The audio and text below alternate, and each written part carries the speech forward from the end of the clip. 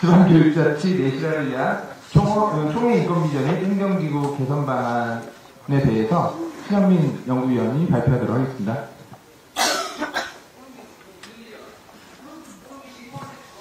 네, 반갑습니다. 제가 이 부분에 대해서 발표를 하기 전에 일단은 같이 연구하신 분들을 일단 얼굴이라도 꼭 소개를 시켜드리고 싶거든요. 그래서 오늘 이 자리에 같이 참여해주신 공동연구위원 잠깐만 앞에서 인사만 한번 하도록 하겠습니다. 양대호 주무관님은 안 계신가요? 같이 공동연구를 해주신 이상혁 연구위원님이십니다.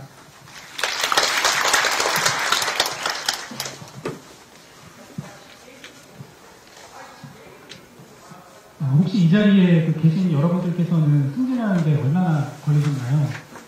먼저 제가 법령상 최소 승진 소요 연수를 좀 살펴보도록 하겠습니다. 우리 지방공무원 임명령 제33조에 승진 소요 최소 연수가 나와 있는데요. 9급, 8급, 7급 이렇게 이제 1년 6개월 이상, 2년 이상 이렇게 최저 승진 소요 연수가 있죠. 그런데 이제 과거에는 저희 지방자치단체에 비해서 교육청 공무원의 장점 중 하나가 빠른 승진이었습니다. 그런데 현재는 제가 정말 안타까운 거는 저희 후배님들이 7급 승진하는데도 정말 많은 정체가 있는 상황입니다. 행정학을 공부하다 보면 공무원의 사교와 관련된 챕터를 공부할 때 가장 먼저 다루는 것이 승진입니다.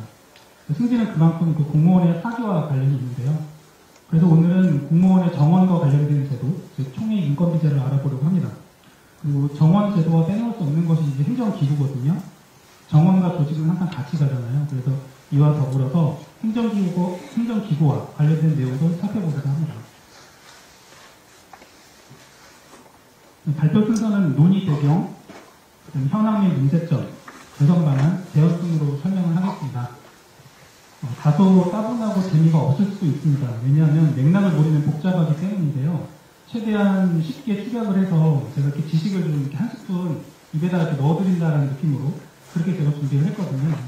발표 시간은 원래 예정은 20분인데 제가 아무리 빨리 쓰려도 도저히 축약이 안 되는 거예요. 축약을 하다 보니까 말이 빨라지면 이해가 안 될까 봐 걱정이 돼서 최대한 좀 핵심만 담아서 한번 해보도록 하겠습니다. 그리고 궁금한 사항은 이따 질의응답 시간을 이용해 주시면 되고요. 저희 네이버 카페 만들어놨습니다. 가입하시면 질문해 주셔도 됩니다. 그리고 오늘 말씀드리는 내용은 나눠드린 유인물 책자가 있는데 142페이지의 분량입니다. 이 보고서 원문은 저희가 카페 내 게시판에서 올릴 예정이고요. 그리고 하나 더. 이 화면에 나와 있는 것은 지금 가지고 계신 자료집하고 그대로 순서가 똑같습니다. 왜냐하면 일치하지 않으면 이해가 잘 안 되시잖아요. 그래서 그럼 이제 시작하도록 하겠습니다. 이 슬라이드는 오늘 제가 말씀드릴 내용을 형태소 내지는 이제 단어로 분석해서 워드 클라우드로 제가 표현한 겁니다. 이런 단어가 나온다는 걸 미리 좀 알고 계셔야지만 이해도가 높을 것 같아서 만들었고요. 제일 빈번하게 나오는 단어가 지방교육 행정기관, 총액인건비 기준인원, 총액인건비제, 인건비, 회기분석 등인데요. 이게 개인에 따라서 익숙한 단어도 있고 낯선 단어도 있으리라 생각을 합니다. 그렇지만 이번 발표를 제가 마치고 나면 여기에 표시된 단어가 무엇을 의미하는지 정확하게 이해하실 수 있으리라 생각합니다. 발표 순서 이런 부분 헷갈려 드리겠습니다. 추진 배경을 말씀드리겠습니다. 추진 배경은 이 텍스트 그대로 이해를 해주시면 됩니다. 그래서 자세한 내용은 눈으로 자료집을 읽어주시고요. 요약하려면 두 가지 배경에서 추진을 하게 됐습니다. 첫째는 인력 및 조직 관리 기준이 행정 수요를 충족하는지에 대해서 중앙하고 저희 지방 간의 갈등이 있다는 점입니다. 두 번째는 행정 수요의 양적 그리고 질적 변화와 주민의 기대 수준 상승에 따라서 우리가 유연하게 부응을 해야 되는데 정원 및 조직 관련 제도는 이렇게 따라가지 못하고 있다는 것입니다.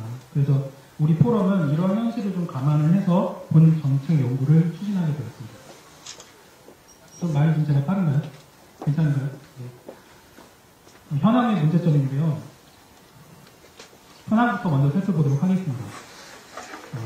이 총액 인건비제에 대해서 개선 방안을 말씀드리기 위해서는 이게 개념이 생소한 분들이 많거든요. 그래서 제가 고민한 거는 우리나라 전체 총액 인건비제 도입 배경이나 추진 경과를 먼저 한번 다뤄보고 그 다음에 총액 인건비제를 먼저 시행을 했던 그리고 지금은 기준 인건비제를 시행하고 있는 지방자치단체에 대한 내용을 살펴보고 마지막으로 우리하고 밀접한 연관이 있는 지방교육 행정기관에 대한 총액인건비제 운영 현황을 살펴보는 형식으로 하겠습니다. 근데 문제는 아까 말씀드렸다시피 이 부분이 좀 지루하거든요. 그런데 이 향후 말씀드릴 다음에 다루려면 어차피 한 번은 해야 되기 때문에 제가 최대한 재밌게 한번 해보도록 하겠습니다. 우리나라 총액인건비제 도입 배경이 추진 경과인데요. 이 다소 좀 되게 교과서적인 내용이긴 합니다만 우리가 알아야 될 부분은 원래 총액인건비제라는 거는 자율성 확보와 책무성 확보 차원의 지방조직 관리 시스템을 구축하는 데 목적이 있었다는 거거든요. 이 총액인건비제가 도입되기 전에는 뭐 개별승인제, 뭐 총정원제, 표준정원제 등의 제도가 시행되었습니다. 근데 그냥 하면은 좀 잘 이해가 안 되시잖아요. 그래서 제가 지방자치단체의 정원관리 제도 변화를 한번 제가 표시를 해봤습니다. 행정안전부에서 2015년에 발간한 자료를 발표한 자료인데요. 우리가 행정학 공부를 할 때, 뭐 행정학 공부 안 하시는 분들이 있겠죠. 뭐 교육학을 공부하시는 분들이 있는데, 일반적으로 보면, 뭐 정치행정 1호론, 정치형 2호론처럼 어느 정책이 한 방향으로 계속 가지 않잖아요. 좌클릭을 했다가, 여기서 좀 단점이 보여. 그럼 다시 오른쪽으로 이동하거든요. 정원관리제도도 이렇습니다. 그래서 문민정부 이전에는 이 내무부 장관이 개별적으로 정원을 다 승인을 해줬거든요. 근데 문민정부 때는 총정원제, 표준정원제로 가면서 그 지방자치단체 자율성을 좀 부여하는 측면으로 이렇게 흘러갔습니다. 그런데 또 국민의 정부 때 IMF 구조조정을 추진했잖아요. 그러면서 이 개별승제가 또 다시 부활하는 거예요. 다시 또 왼쪽으로 간 거예요. 그러다가 이후에 또 표준정원제, 총액인건비제, 지금은 이제 기준인건비제라는 제도로 가면서 지방자치단체의 자치조직권을 제고하는 방향으로 가는 이 흐름이라는 거를 제가 말씀드리고 싶습니다. 그럼 다시 이제 앞으로 돌아와서 좀 지루하시죠? 뭐 어차피 한숨 쉬시고 빨리 할게요, 제가. 총액인건비제를 자세히 설명드리면 정말 끝이 없거든요. 그래서 이제 핵심만 아까 제가 지식 떠먹어 드린다는 느낌을 하기 때문에 먼저 그냥 알고 계실 부분은 2007년도에 중앙행정기관으로 지방자치단체에 총액인건비제가 전면적으로 시행됐어요. 하나. 그 다음에 지방교육행정기관, 이 같은 시도교육청들은 6년 후 13년도에 총액인건비제가 전면 도입됐다는 것. 그리고 2014년 3월에 지방자치단체는 기준인건비제가 도입됐다는 것. 이 세 개가 핵심이고요. 그러면 결론은 지금 이 시점, 2019년 2월 15일 이 시점에는 어떻게 운영이 되고 있느냐. 중앙행정기관과 저희 지방교육행정기관은 총액인건비제를 하고 있고 지방자치단체는 기준인건비제를 하고 있다. 이제 이렇게 이해를 해주시면 되고요. 그럼 이제 궁금하시잖아요. 도대체 기준인건비제가 뭐고 총액인건비제가 뭔지 이 부분은 다음 슬라이드에서 설명해 드리겠습니다. 그러면 이제 아까 맨 처음에 다뤘던 부분이 국가 차원에서 총액인건비제가 어떻게 도입됐는지 뭐 현황부터 쭉 말씀드렸고요. 이번에는 이제 두 번째 지방자치단체의 총액과 기준인건비제 운영 현황을 저희가 살펴보도록 하겠습니다. 그리고 이 이후에 직접 우리하고 연관되어 있는 지방교육행정기관과 관련된 총액인건비제를 살펴볼 거고요. 이제 앞서 말씀드렸다시피 지방자치단체는 80년대 후반에 기준정원제 도입 이후에 총정원제, 표준정원제를 거쳐서 총액인건비제, 그리고 기준인건비제로 발전되었다고 말씀드린 바가 있습니다. 그런데 이제 이것도 길게 설명하면 끝이 없거든요. 그냥 표만 먼저 봐주시면 돼요. 우리가 알고자 하는 건 도대체 이게 뭔데, 그게 뭔데, 그래서 문제가 뭔데, 이게 궁금한 거잖아요. 총액인건비제라는 거는 별거 없어요. 근데 우리는 이제 교육부인데, 일단 지방자치단체 입장에서 살펴보는 거니까. 개념이라는 거는 행정안전부에서 총정원하고 인건비 총액을 이중으로 관리하는 게 총액인건비다. 이렇게 생각하시면 되고요. 기준인건비제라는 거는 행정안전부에서 그 기준인건비만 제시하는 거예요. 정원관리를 제수를 그냥 자율적으로 하고. 이렇게 그냥 개념을 이해해 주시면 되고요. 그 다음에 페널티 부여나 지방교부세 반영 여부는 어떤 기준을 넘어서면 당연히 페널티도 부여하고 또 이런 것들 인건비는 지방교부세 당연히 반영되는 것인데 이 페널티 부여 부분은 맨 처음에는 어떤 국가에서 정한 기준을 어겼을 때는 페널티가 부여됐는데 현재는 우리 지방교육행정기관도 그렇고 지방자치단체도 페널티는 일단 지금 없어졌습니다. 그만큼 이제 국가 정책의 흐름이 지방자치단체의 조직 자율성을 좀 보호해주는 측면으로 가고 있는 흐름이라는 것이고요. 그 다음에 지방교부세라는 개념 혹시 잘 안 와닿으시잖아요. 그 지방교육재정교부금하고 그냥 같은 개념이라고 이해해 주시면 무방하다고 생각을 합니다. 어차피 지방자치단체 근무하는 공무원도 지방교육재정교부금이라고 잘 못 알아듣잖아요. 우리는 또 지방교부세라고 잘 못 알아듣지만 어차피 국가가 지방자치단체나 지방교육 행정기관에 어떤 보좌 지원을 좀 이렇게 지원해준다는 측면에서 유사한 개념이라고 생각을 해주시면 되겠습니다. 그러면 이제 총액 인건비제와 기준 인건비제의 차이점 이해되시나요? 네, 이해되시는 것 같습니다. 마음이 놓입니다.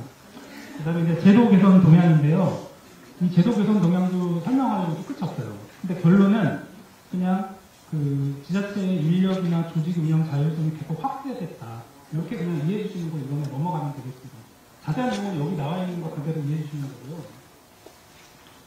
그런데 이건 우리하고 직접적으로 관련된 지방교육 행정기관 총액 인건비제 현안인데요. 지방교육 행정기관은 지방자치단체와 마찬가지로 총정원제, 표준정원제를 거쳐서 2013년도부터 총액 인건비제를 전면 시행을 했습니다. 이게 중요합니다, 오늘은. 총액 인건비 산정 방식인데요. 이 부분을 머릿속에 딱 기억을 해주시면 되는데, 이것도 업무를 하신 분은 잘 알지만 업무 안 하시는 분은 잘 모르잖아요. 저도 잘 몰랐어요. 작년에 이거 이제 연구하면서, 이래서 이렇게 됐구나. 결론적으로는 우리 경기도교육청에서 기술과학팀을 정말 열심히 했는데도 불구하고 참 어려운 상황이었구나. 어려운 여건에서 최선을 다했구나. 이런 생각을 좀 제가 했거든요. 일단 그 2018년 총액 인건비 산정 방식을 보면, 총액 인건비라는 것은 기준 인원이 있고, 그 기준 인원에다가 인건비 단가를 곱하기 전체 그 인건비 총액이 나온다는 개념이에요. 그럼 기준 인원은 뭐냐? 기준 인원이라는 거는 전년도 기준 인원의 회기 분석하고 국가정책 수요. 국가정책 수요라는 얘기는 국가에서 특별 조건을 내려보내면서 국가에서 하는 갑자기 용어 과제가 생각나는데, 뭐라고 그러죠? 국정과제. 네. 국정과제 이런 걸 추진하기 위해서 돈을 지방에 내려주면서 인력도 굉장히 몇 명 정도 필요하겠다. 이런 것들을 내려주거든요. 국가정책 수요, 그다음에 지역 현안 수요. 우리가 이제 어떤 약간 자치산업을 하는 데 있어서 이 인원이 정도 필요합니다. 우리가 국가에다 알려주거든요. 그리고 뭐 결혼 보충 이런 것들을 다 반영을 해서 기준 인원이라는 것이 적용되는 거고요.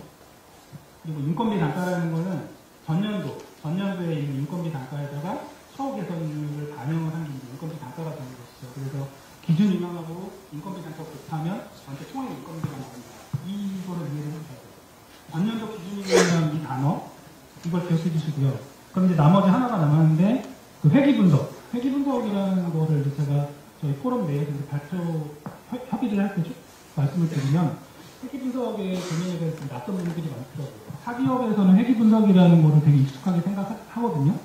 근데 저도 사실 익숙하진 않았는데 뭐 정의를 제가 여기 써놓긴 했는데 제가 이대로 읽으면 잘 이해 안 되시잖아요. 이것도 그냥 지식을 떠먹어드린다는 느낌으로 설명을 드리면 1차 방정식 기억나시죠? y는 뭐 ax 플러스 b 이런 것들이 있는데 y라는 거는 내가 궁금한 값이에요.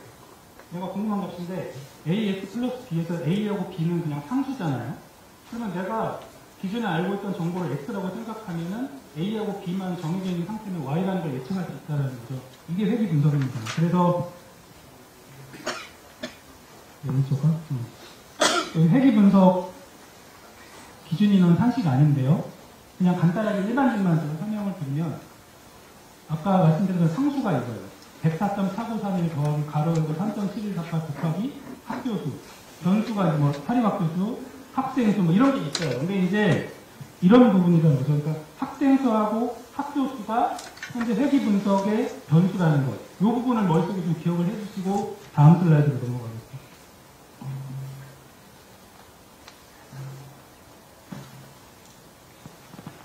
그리고 이제 이거는 지방교육 행정기관의 그 제도 개선 동향인데요. 이것도 예전에는 저희가 4급 정원을 따내려면은 교육부에 가서 이렇게 막 이렇게 열심히 노력을 했어요. 근데 이제 지금은 일단 3급 이상만 그 승인권이 교육부에 3급 이상은 4급은 풀어줬거든요. 그러니까 이제 이렇게 아까 말씀드렸다시피 인력이나 조직의 운영 자율성이 확대되는 추세라는 거. 우리가 초점이 중요하잖아요. 이거는 그냥 그 정도로만 이해해 주시면 되겠습니다. 근데 여기서 이제 중요한 게 문제점인데요. 빨리 하겠습니다. 지루하신 것 같아서 빨리 하겠습니다. 지금까지 이제 총액 인건비제를 전체 국가적인 차원, 그다음에 지방자치단체, 또 마지막으로 지방교육 행정기관으로 저희가 구분해서 현황을 살펴봤는데요. 이제는 이제 우리가 문제점을 도출을 하고 빨리 개선 방안을 만들어내야 되잖아요. 근데 문제점이 뭐냐? 세 가지가 제가 도출을 했습니다. 저희가 첫 번째는 총액 인건비 그 기준 인력 산정 기준, 머릿속에 한번 그려보세요. 그 기준 인력 산정 기준이 교육행정 수요의 양적인 팽창하고 질적 다양성을 부응하지 못한다라는 것입니다. 이제 물론 그 총액 인건비 기준 인원 상식 변화 이 표를 보시면 맨 처음 2013년도에 학생 수나 교원 수를 근거로 기준 인원 산출했거든요. 근데 이거 해보니까 이게 실선에서 너무 시도교육청에서 이거 이 인원 가지고 안 돼요. 그러니까 교육부에서 그래? 그럼 결혼 보충이랑 국가정책 수요를 더 반영해줄게 해서 14년도에 좀 개선이 됐고 16년도에 그래도 모자라니까 이제 세계 분석이라는 것도 도입을 한 거거든요. 어쨌든 간에 총액 인건비 기준 인원이 이렇게 산식이 변화는 이렇습니다. 그런데 그럼에도 불구하고 제가 이제 드리고 싶은 말씀은 아까 회계 분석 산식을 보시면 그 변수가 학생 수하고 학교 수였단 말이죠. 근데 그럼 과연 이 학생 수하고 학교 수가 정말 우리 그 지방교육 행정의 수요를 예측할 수 있느냐라는 것이죠. 저는 전혀 그렇지 않다고 봅니다. 왜냐? 학생 수하고 학교 수는 이런 지표를 만드는 감명성, 그 다음에 양적 지표로의 대표성은 있는데요. 이게 행정 수요의 그 질적 다분화를 반영할 수 있겠느냐? 저는 아니라고 봅니다. 그리고 또 하나 두 번째는 그 국가정책 수요나 지역 현안 수요를 그 총액 인건비 기준 인원에 반영한다고 했는데 이게 아까 인사제도도 말씀드렸지만 예측 가능한 거 아니잖아요. 교육부에서 그냥 자의적으로 판단해가지고 국가정책 수요는 이만큼, 지역 현안 수요는 100명이 들어오면 50명만 인증해줘야지 이렇게 자의적인 판단이라는 거죠. 그래서 이거는 우리 그 지방교육 행정의 수요를 온전히 반영하는 데 어려움이 있다.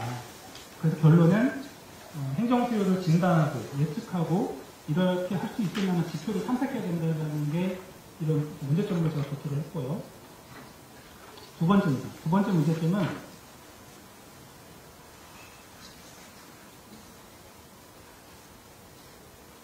인력 산정 기준이 직전 연도의 공무원 규모를 기준으로 하는 점진적 방식이거든요. 혹시 아까 기억나세요?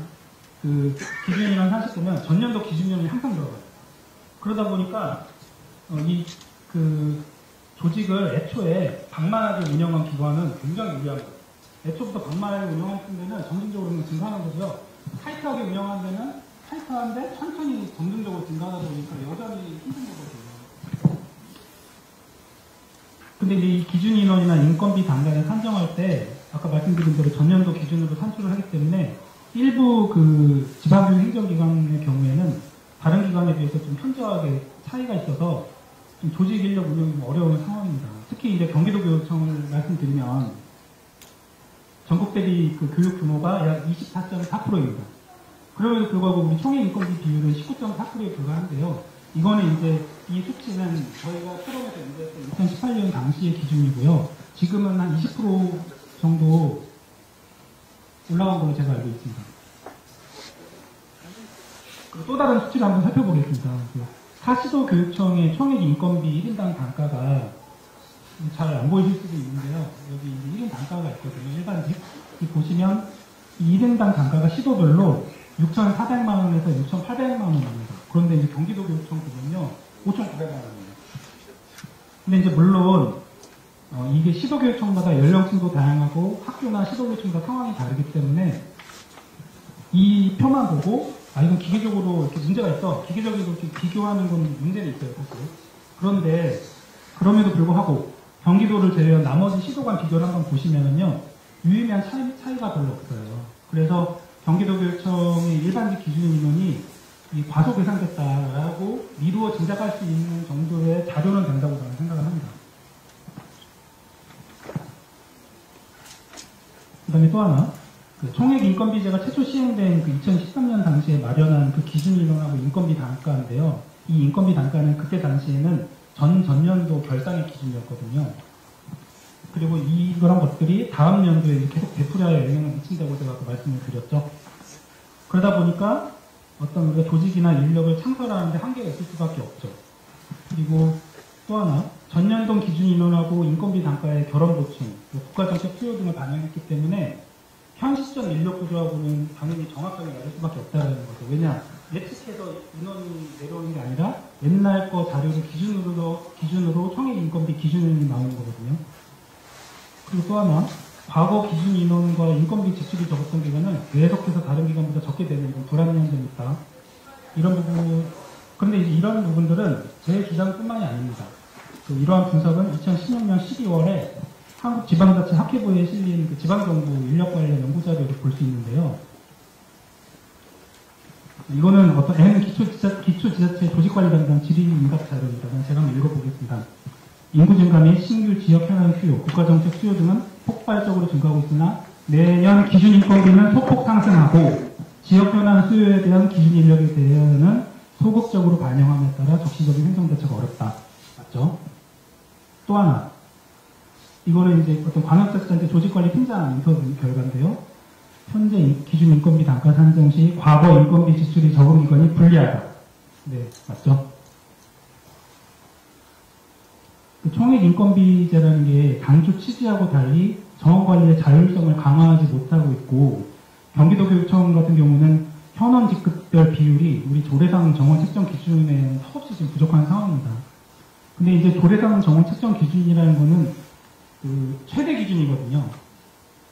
근데 이제 그런 점을 고려하더라도 직급별 비율이 의미 있는 수치임은 분명합니다. 그래서 정원하고 현원의 간극을 좀 좁힐 필요가 있습니다. 그리고 이러한 간극을 근본적으로 좁히기 위해서는 그 총액 인건비 제도의 개선이 필요하다고 생각을 합니다. 이 문제점은 이제 세 번째입니다. 세 번째 문제점은 이제 그동안 이제 정원 문제를 다루는데 이번에는 행정기구도 좀 다뤄보려고 해요. 지방교육 행정기관이 그러니까 학생하고 주민을 위해 일할 수 있는 실질적인 자치 조직권이 아직도 협소하다고 생각을 합니다. 행정수요의 변화를 고려해서 교육감이 자치 조직권을 탄력적으로 행사할 수 있어야 함에도 우리 그 본청 신곡수가 대통령령에 좀 묶여있다 보니까 시의적절한 대응에는 분명히 한계가 있습니다. 그래서 새로운 신규 어떤 사업이 창출이 될 때 기존에 있는 보조기관이 성격이 상이한 보조기관을 통솔 지휘하는 경우가 있거든요. 보조기관이라면 이제 뭐 실국장, 과장 이런 걸 보조기관이라고 하죠. 그리고 또 기존에 있는 보조기관이 이질적인 성격의 사무를 이렇게 집행하는 경우가 발생합니다. 근데 문제는 이렇게 이질적 성격의 사무를 통솔 지휘 집행하는 보조기관, 과장, 제가 만약에 내가 통상적인 그동안 우리가 해왔던 업무하고 다른 업무를 갑자기 하게 되면 어떤 문제가 생기냐면 이게 행정의 전문성, 신속성, 능률성 확보에 당연히 한계로 작용할 수밖에 없다는 거죠. 그리고 이 부분은 이제 좀 조심스러운데요. 그 지방교육 행정기관의 법정 그 부교육감 직위수가 이제 고정되어 있거든요. 근데 이제 이러다 보니까 수시로 변화하는 행정 환경에 우리가 탄력적으로 또는 적극적으로 대응하는데 한계가 있다고 생각을 합니다. 근데 이제 광역지자체를 이제 한번 좀 비교를 해봐야 될 것 같아요. 왜냐하면 우리가 그냥 이해하면 잘 이해 안 되는데 비교하면 딱 바로 이해되잖아요. 그 2018년 10월 30일이 무슨 날이냐면 그 지방자치 날이거든요. 그때 이제 행정안전부에서 지방자치법 전부 개정안을 이제 발표를 했습니다. 거기서 이제 뭐라고 발표를 했냐면 그동안 이제 지방자치법이 항상 일부 개정만 됐었는데 이번에는 전부 개정을 한 거예요. 그러니까 문재인 정부에서 국정과제로 내세웠던 지방자치를 이렇게 더 크게 하겠다는 것에 그 국정 이념을 담은 것이 지방자치법 전부 개정안인데요. 기존의 이제 법정 부단체장 외에 특정 업무를 수행하는 부단체장 한 명을 필요시 조례를 통해 더 줄 수 있도록 지금 법령이 지금 개정안이 만들어졌습니다. 그리고 인구가 만약 500만 명 이상이다? 그럼 2명을 더 할 수 있게. 이렇게 지금 그 정부 개정안이 나왔고요. 그래서 이렇게 함으로써 직위 설치의 자율성을 좀 강화할 예정이라고 밝힌 바 있습니다. 참고로 서울시하고 경기도는 또 이제 저희 교육청 말고 일반 지자체를 말씀드리는데 여기는 부단체장 직위가 행정둘, 정무 하나예요. 그런데 저는 이제 이런 이제 편한 생각일 수도 있지만 교육감도 지방자치단체장하고 마찬가지로 국민이 자유로운 의사와 민주적 절차에 의해서 당선된 선출직이잖아요. 그렇기 때문에 제도적으로 특정 업무를 책임질 정무직 부단체장이 필요하지 않은 검토할 필요는 있다고 생각합니다. 이 부단체장이 정무직이 될 수도 있고 우리 일반 행정직이 될 수도 있다고 생각을 합니다. 근데 일단은 제가 뭐 정무직으로 한번 생각을 해봤거든요.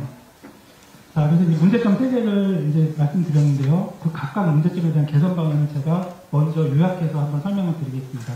첫 번째 문제점으로 제가 지적했던 게 총액 인건비제 그 기준 인력 산정 기준이 그 교육행정수의 양쪽 팽창이나 질적 다양성을 부응하지 못하고 있다고 제가 말씀드렸는데 이걸 부응할 수 있는 지표를 회계 분석에 한번 담아보자라는 게 저희 주장입니다. 그래서 그 지표를 뭘로 할지도 한번 제가 안을 제시해봤습니다.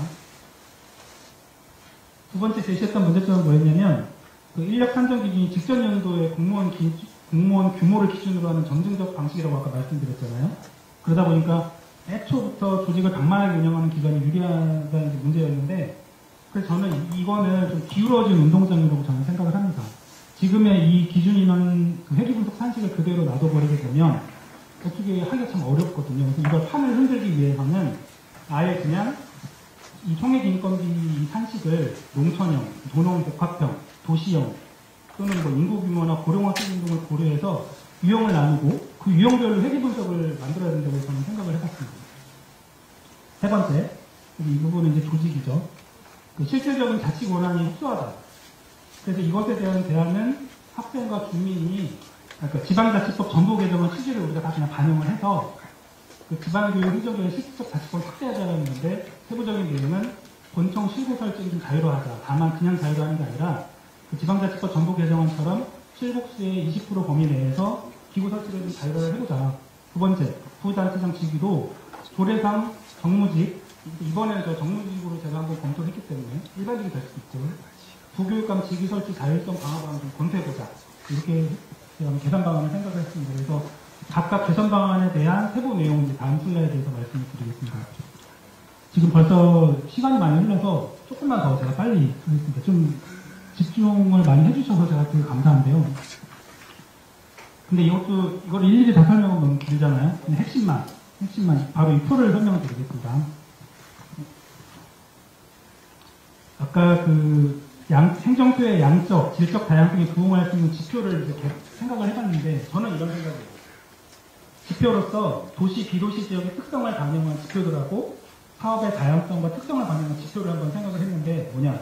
법정 민원 건수, 행정심판이나 국가소송 건수, 학교폭력 발생 건수, 교육시설 개방 건수, 또 지방의회 교육 의원수, 대응지원 사업이나 교육력 사업 건수나 예산액, 또 교육복지 사업 건수, 규모, 학교 신설 건수, 이런 것들을 회계 분석 산식에 반영을 해서 행정 수요를 온전히 기준 인원에 반영할 수 있다고 봅니다.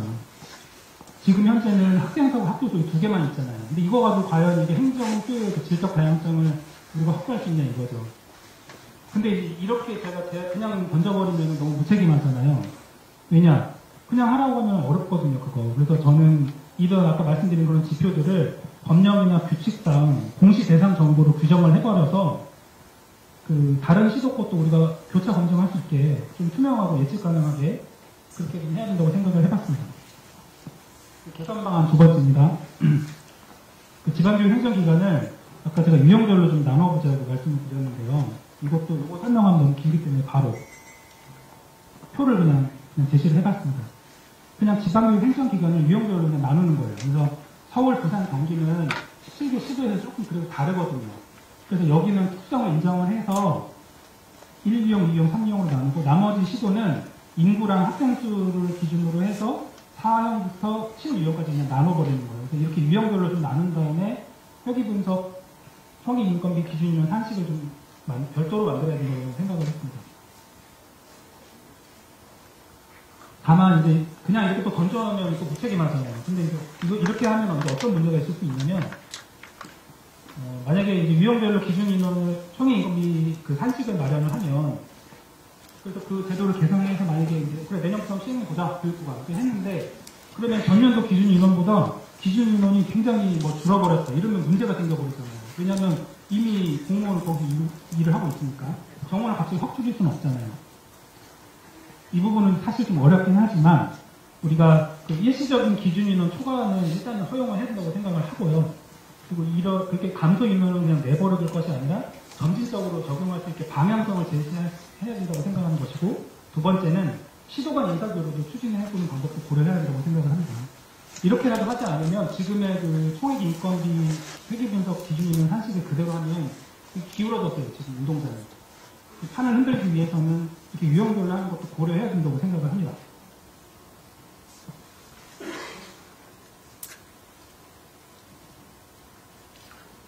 그럼 이제 세 번째 개선 방안입니다. 그 지방교육 행정기관의 실질적 자치권을 확대하는 건데요. 실국수의 20% 범위 내에서 기구 설치 자율화 추진을 고려해야 합니다. 근데 이거 그냥 제가 말씀드리면 이거 되게 획기적인 거 아니라고 하실 수 있는데요. 획기적인 거 아니고요. 아까 말씀드린 대로 2018년 10월 30일 날 행정안전부에서 만든 그 보도자료 제가 다 붙임으로 첨부해놨어요. 왜냐하면 그 제가 어떤 연구했던 배경, 현황 및 문제점, 개선 방안을 도출하기 위한 그 공부했던 자료들은 다 붙임으로 제가 붙여버렸어요. 그러니까 그냥 보시면 돼요. 그 뒷부분. 그래서 붙임물에 보면은 세부적인 내용들이 다 나와 있거든요. 그래서 현재 행정부에서 그 발의 법안은 이 지방자치법 전부 개정안은 현재 법제처에서 검토 중에 있고요. 잘 안 보이시겠지만 2019년 3월 31일 날 국회 제출 예정으로 되어 있습니다.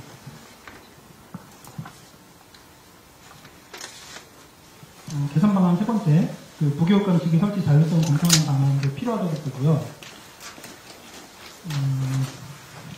경기도 같은 경우는 현재 각각 부단체장이 행정이 2명, 정무가 하나라고 이제 구성됐다고 말씀드렸는데, 경기도 교육청도 정무 하나를 더 추가하는 거를 검토해 볼 필요는 있다. 그래서 저는 조심스럽습니다. 왜냐하면 이건 굉장히 좀 위험할 수도 있어요. 그러니까 검토는 해볼 필요가 있다고 생각을 합니다. 왜냐? 제가 그렇게 한번 생각해 본 근거는 뭐냐면, 선출직 공무원인 그 단체장을 대외적으로 이렇게 보좌해서 소통 창구 역할을 하는 게 실질적으로 지금 지방자치단체에서는 정무직이거든요. 특히 행정환경 변화에 따라 요구되는 특정 업무를 수행할 필요가 있습니다. 그 지방자치단체에서 그 정무직 부단체장의 역할에 대한 그 한겨레 신문 보도자료가 있거든요. 이거는 이제 지금도 바로 휴대폰에서 검색하시면 나옵니다. 그런데 이제 이게 잘 글자가 안 보이니까 제가 조금 더 설명을 드리면, 그동안 이제 지자체는 정무부단체장의 명칭을 뭐 평화부지사, 경제부지사, 연정부지사 이렇게 명칭을 좀 변경했어요. 그게 왜 그런 거냐면은 제가 지자체장인데 제가 지자체장님 제가 추구하는 어떤 정치 행정이 있고 정치 철학이 있을 거란 말이죠. 그래서 그런 것들에 따라서 그거를 추진하고 싶기 때문에 그 철학에 맞는 정무부단체장한테 그 역할을 맡기고 명칭도 그렇게 바꿔주는 거죠. 헌법상 전통적으로 이제 이것도 좀 교과서적인 내용이긴 하지만 지방자치라는 게 주민의 의사에 따라 지방행정을 처리하는 거잖아요. 그게 이제 주민자치죠. 그리고 지방 분권주의를 기초로 한 그런 단체가 사무를 처리하는 게 단체자치라는 거잖아요. 이 두 개를 포함하는 게 지방자치인데, 이런 관점에서 보면 결국은 지방자치가 민주주의의 요체라는 거죠.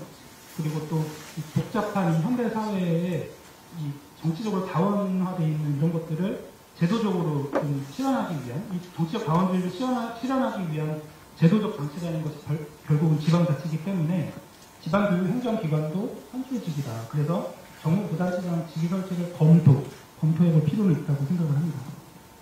설득이 좀 되는지는 모르겠지만 이거 아마 그 지방교육행정기관에서 직접 근무하신 분들은 부정적이실 것 같아요. 저도 본청에서 지금 10년 넘게 근무했지만 지방자치단체 정무직을 붙는 것 부정적일 수도 있습니다.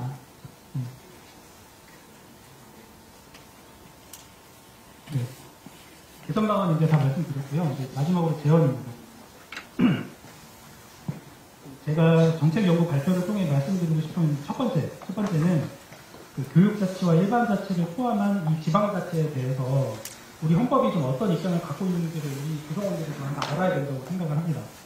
그래야만 지방자치단체 사무 중에 교육학에 관한 사무를 담당하는 우리 기관의 존재의 의미를 알 수 있고요. 또 구성원들이 정당한 주장이나 전문성 있는 행정을 할 수 있다고 생각을 합니다. 그래서 모든 법령의 제정 근거이자 법령의 정당성을 평가하는 기준이 헌법이잖아요. 그래서 근데 또 헌법재판소에서는 뭐 위헌법률심판, 뭐 탄핵심판, 정당해산심판 이런 거 하듯이 그 헌법재판소에서는 그럼 지방자치에 대해서 어떤 입장을 갖고 있는지 살펴보는 게 저는 중요하다고 생각을 합니다. 그래서 자주 언급되는 이제 헌재 결정문이 이제 요겁니다. 하남시장이 이제 예전에 공무담임권 침해했다라는 걸로 헌법재판소에 헌재 신청을 했던 건데요.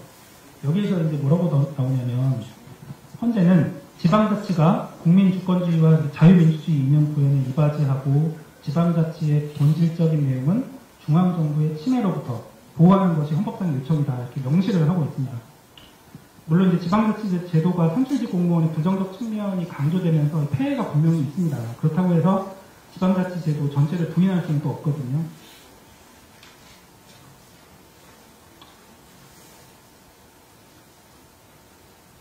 그런데 교육부에서는 그러면 일반자치와 교육자치를 포함한 개념인 이 지방자치에 대해서 어떤 입장을 갖는지 좀 제가 궁금하더라고요. 그래서 제가 질의를 한번 해봤어요. 3개월 전에.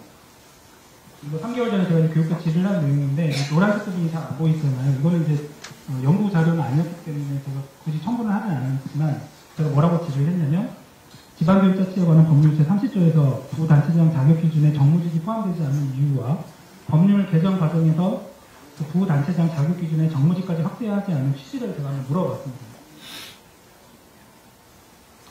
그리고 이 화면에 이제 질의 후 정확히 열흘 후에 교육부에서 답변이 왔는데요. 이거 보면서 교육부에서는 시도교육청에 대한 이런 인식을 갖고 있구나 하고 제가 좀 엿볼 수 있었습니다. 제가 본청에 근무하면서 소송을 이제 좀 종종 하다 보면 이 상대방 주장이 이렇게 있으면 저도 모르게 막 반박을 하게 되는 경우가 생기더라고요. 우리 보통 그렇잖아요. 일을 하다 보면. 이번에도 좀 제가 똑같은 감정을 느꼈는데요.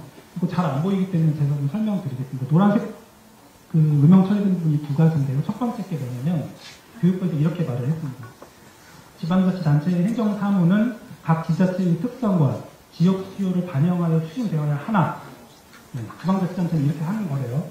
근데 교육은 헌법에 명시된 국민의 기본권으로서 국가 공통 교육과정을 운영하고 있는 점에서 시도 지자체와는 차이가 있다. 이렇게 답변을 하는 거예요. 그래서 제가 되게 좀 당황했어요.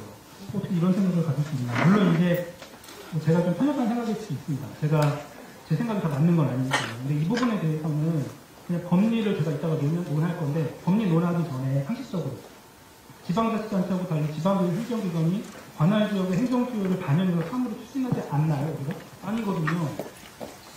그래서 이거를 제가 어떻게 설명드릴까 하면 법리적으로 검토를 해보면 지방자치법 1조, 2조, 3조, 9조, 121조를 보면 되고 이걸 다 설명하려고 시간이 너무 걸리는 거예요. 지방교육자치법 이걸 제가 설명을 드리려고 시간이 너무 걸려서 결론을 말씀드리면 결론이 뭐냐면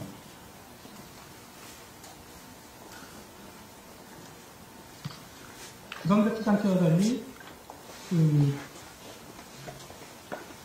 지방자치라는 게 일반자치가 있고 교육자치가 있는데 이 두 개를 포함하는 개념이 지방자치라는 건 누구나 다 아는 사실이잖아요.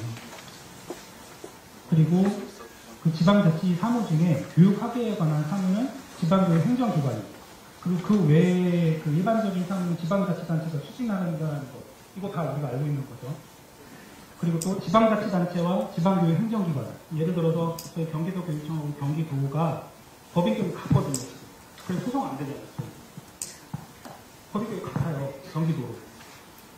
그래서 우리가 제가 예전에 교지조성 팀에서도 근무를 했지만 땅을 사면 이게 경기도로 나와요.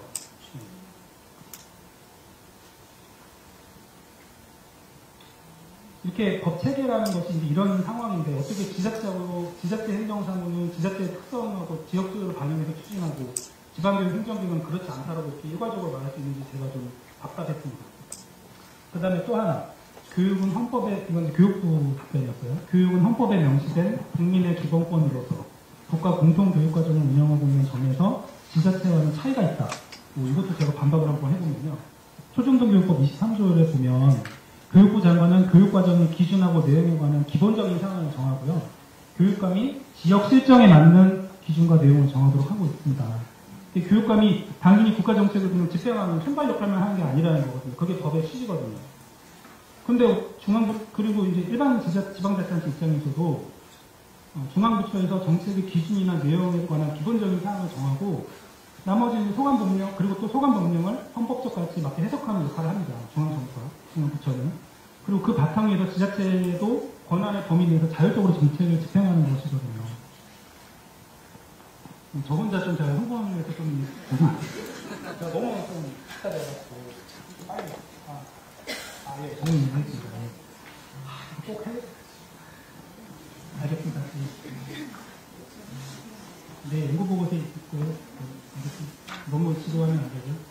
두 번째, 이제 재원이 총 3개인데, 2개, 3개, 이것만 하겠습니다. 주민 중심의 자치분권 실현을 위해서 우리가 단기적으로는 우리 지방의 조직자율성을 확대해야 된다.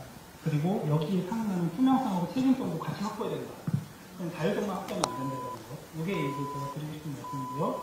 마지막 세 번째는 그 지방교육 행정기관이 그 행정수에 부응하는 적절한 조직 역량을 갖춰야 된다고 생각을 해요. 그래서 끊임없이 자기 혁신을 통해서 자기 학습을 해야 되고 나머지 16개 시도와 공조를 해서 기관과 상학습을 통해서 이런 부분에 좀 능력을 키워야 된다고 생각을 합니다. 참고로 이거는 이제 저작권 문제 이런 제가 다 이런 문제를 다 참고해서 만들었다는 거고요. 진짜로 마지막입니다. 진짜 죄송합니다. 이게 마지막이에요, 진짜. 예, 그래서 지금까지 다소 재미가 없을 수 있는 내용을 경청해 주셨는데요. 오늘 이 자리에 오신 분들이 작든 크든 무언가 하나라도만 좀 얻어가신 게 있다면 저로서는 정말 좀 기쁠 것 같습니다. 그리고 가슴이 뜨거운 열정 있는 분들이 같이 저희 좀 포럼에 활동을 해주시면 정말 좋겠습니다. 그렇게 활동할 수 있기를 기원합니다. 감사합니다.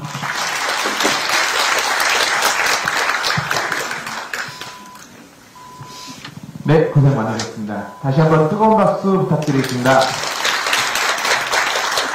시간이 많이 됐는데요. 아까 제가 내린 소개하면서 한 분을 빠뜨려 먹었어요.